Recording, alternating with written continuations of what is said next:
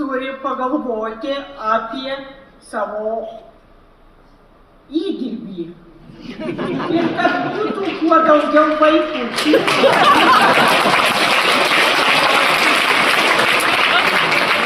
Aš Angelė galvoju, jūs dirba save kviečia. Ir kad būtų kuo mažiau paklydusių tėvelių, kad vaikučiams nereiktų ieškoti kitų tėvelių.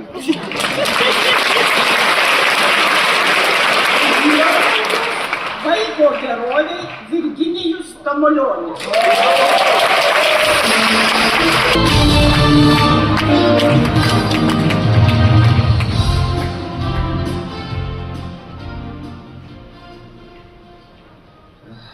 Sako, vyrai neišgyvena jokių emocijų, tai vyrai išgyvena.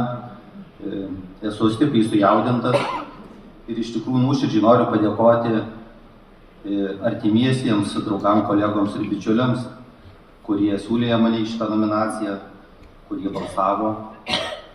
Ir žinot, šita tema tokia yra skaudi ir nepatogi, kalbėti apie ją, priklausomybės. Bet mes iš tikrųjų, kiekvienas turbūt sutiksit savo šeimoje, galbūt giminėje, drauguose, koleguose, turim po tokį žmogų. Ir kartais nežinom, kaip jam padėti, kartais nenorim jo matyti, kartais nenorim apie jį girdėti. Bet iš tikrųjų, tam žmogui labai reikia pagalbos.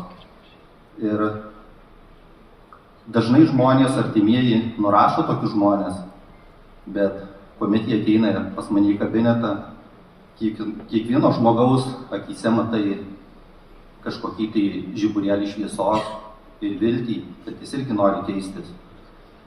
Ir paprastai žmonės nėra taip, kad sugalvoja ir pradeda vartoti. Paprastai bus kažkas tai paliečia, kažką tai išgyvena, kažką praranda.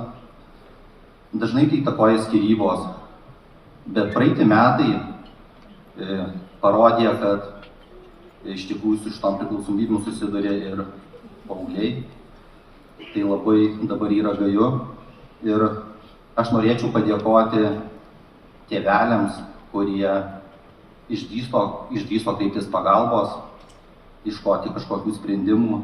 Tai čia turbūt yra jiems sunkiausia, kada tavo vaikas su tuo susiduria. Tai nežinai, ką su tuo daryti.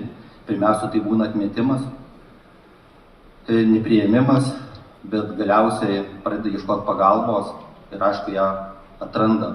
Tai ačiū tėveliams ir ačiū visiems, kurie balsavo.